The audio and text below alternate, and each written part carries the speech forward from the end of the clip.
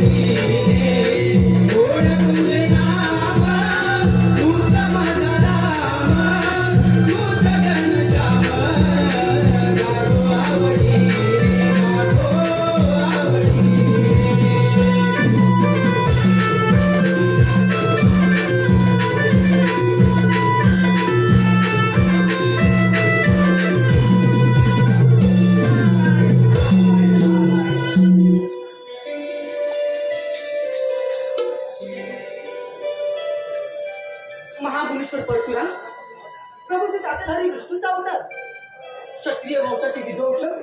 परंतु यावेळी एवढा घाईने कुठे निघाले? परत पुनर्जवळ करायचा विचार तर नाहीये ना? नारायण नारायण, आपण स्वतः जाऊन विचारावं लागेल.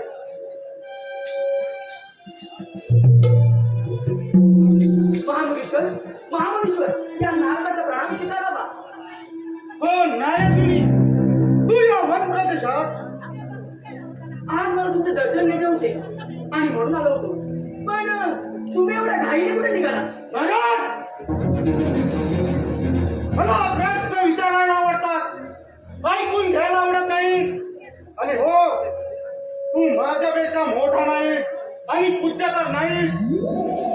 मला तुझ्या प्रश्नाचं उत्तर द्यावंच लागेल. नारायण नारायण, महामुनीश्वर, अहो मी कसा असेल पूज्य? मी तर तुमच्या पुत्राचा काय आहे ना? सावधान महाराज, मी ब्रह्मचारी आहे. कुणी माझ्या पुत्रासारखा नाही, मी कुणाच्या पित्यासारखा नाही. आणि हो, पित्या पुत्रासारखी कोणती स्थिती माझ्याकडे नाही. अवश्य आहे मुनीश्वर, अवश्य आहे. नाही, तुम्ही जर मला समजावून सांगितलं, तुम्हाला समजावून सांगू? तू मला समजावून सांगणार? अरे असं काय समजावून सांगणार आहेस या परशुरामाला? हे किती पिताचे हात म्हणून? महाराज, नारायण नारायण, हे महामुनीश्वर, तुम्ही या निर्देशावर उगाच कुणी देऊ नका. सत्यमेव डोक्यातून निघून गेलेले नाही की तुम्ही स्त्री आणि विष्णूचे अंश अवतार आहेत आणि म्हणून तुम्हाला सगळे पूजे समजतात. जर सगळे तुम्हाला पूजे समजत असतील तर तुम्ही हा समज मला का नाही समजवत? नारायण नारायण, हे प्रभू, तुम्ही मला तुमच्या पुत्रासारखं म्हणा, यावर मला काहीच अडचण नाहीये. महाराज, या तुझ्या नटकट भाषेतून देव आणि असुर यांच्या प्रेला असतोस. तसंच काहीसं माझ्याबरोबर करण्याचा विचार दिसतोय तुझा. नारायण नारायण, महामुनीश्वर, तुम्ही साधे साधं फुलं देऊन आपल्या पुत्राच्या मनात पीडा होते. अजून माझा प्रोत बघितला नाही महाराज. आणि तो प्रकार सुद्धाही नाही, त्याला तुम्ही आग्रह करू नका. तर मग होणाऱ्या परिणामाचा विचार करून तुझ्या वाणीवरती नियंत्रण ठेव. नारायण नारायण, ज्या क्षत्रिय तुम्ही एकटीचा संवाद केला, एक क्षत्रिय तुमचा राग आणि परिणाम बघून झाले. कारण ते सक्षम होते. पण मी बिचारा एक ब्राह्मण गरीब आहे हो, तर तुम्ही माझा राग करूच शकत नाही. नारायण, सारखा क्रोध क्रोध बोलून मला रागवायला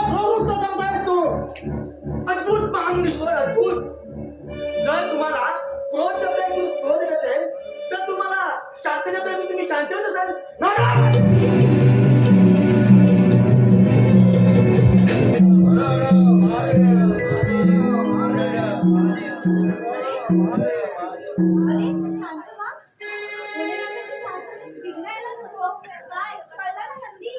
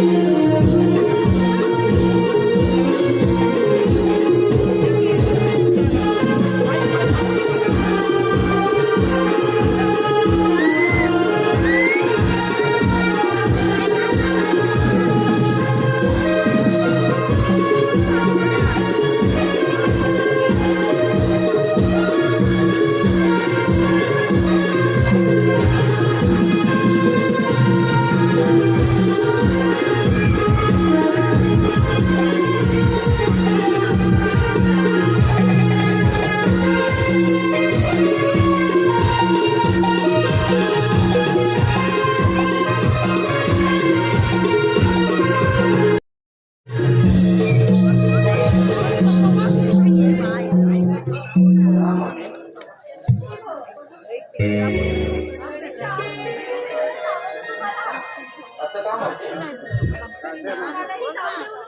भोलेनाथांच्या झाडसांना विघ्न यायला नको. जसे असे म्हणते काय करायचं का त्याच्यापर्यंत कोणाची गोष्टी करणार नाही म्हणते तू निश्चित करा. ठीक आहे, जय भोलेनाथ, जय शिवशंकर. घसा काहीतरी अजून आला कसं नाही एवढे द्यायला पाहिजे होता. सांगून तर केला की दर्शनी जगतगुरूंच्या आश्रमात जाऊन येतो पण श्रीभक्ती धर्माचा प्रचार करायला वेळ तर जाणार दिले.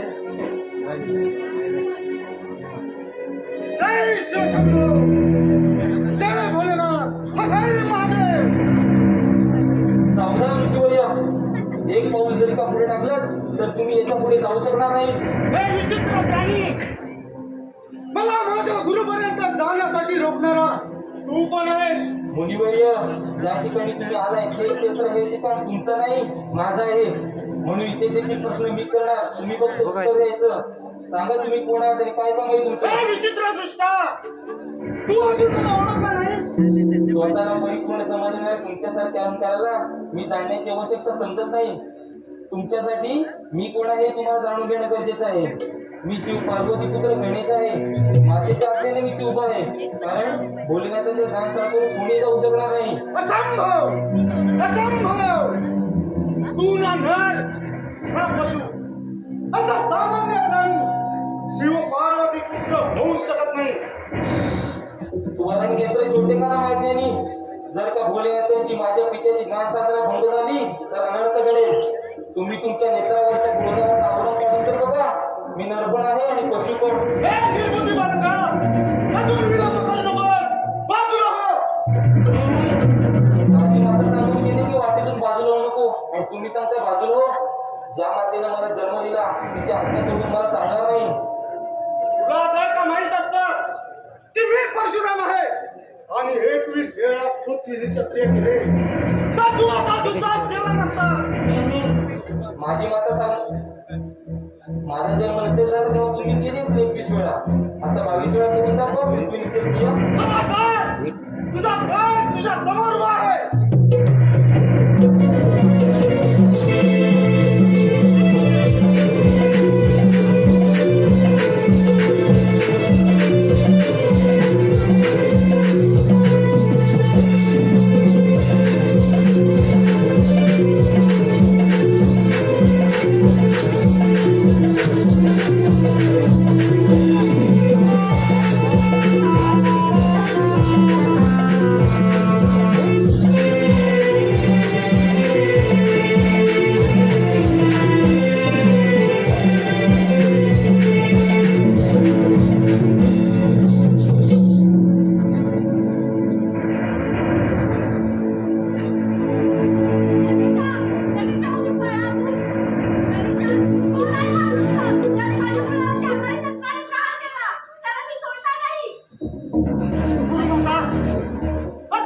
माझ्याकडून हा अपराध घडला आहे.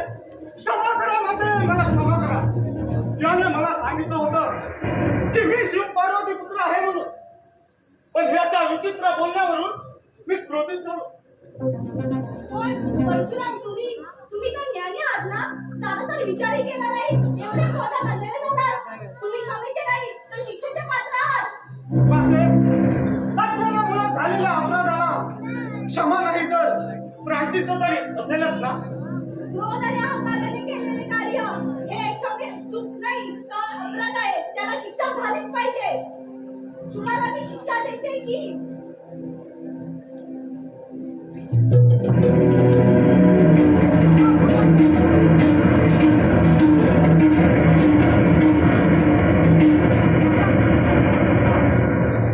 माता पार्वती जो काही मला दंड देईल तो मी नतमस्तपणे स्वीकार करेन. परशुराम, हे सत्पुरुषाने तुमच्याला आज्ञा आहात. तुमच्या वंशात त्या वंशज जे घडलं ते तर होणार होतं. तुम्ही फक्त निमित्त करतात.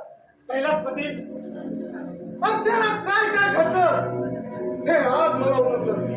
जो स्नेहाचा अधिकारी आहे तो क्रोधाला प्राप्त झाला. ज्याला विधी मारावी त्याच्याशी युद्ध करावं लागलं. गणेश, मला क्षमा कर. आज मी तुला भगवान शंकराने मला दिलेला हा पशु तुला अर्पण आहे. तूच याचा योग्य तऱ्हेने उपयोग करू शकतोस. आणि आजपासून या भूतलावरती